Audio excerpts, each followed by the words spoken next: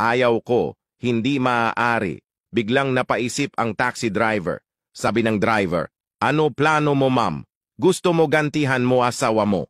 Tanong ng babae papano. Sagot ng driver, gawin mo kung ano ginagawa niya. Payag ako na gamitin mo katawan ko para makaganti ka.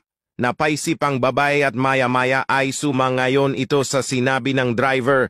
Kaya sumama nga siya rito sa kabilang motel at doon nga ay nagtalik sila nito. Makaraan ng isang round, iyak pa rin ng babae, sabi ng babae. Hu, masakit pa rin ng ginawa niya. Ulitin natin. Gumanti ulit tayo.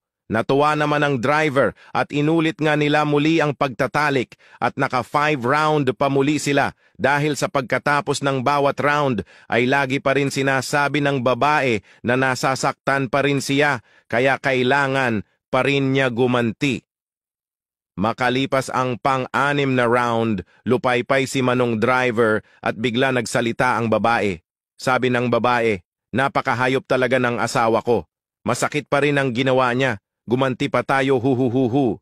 Sagot ng driver, Mrs., maawa ka na sa kanya, patawarin mo na.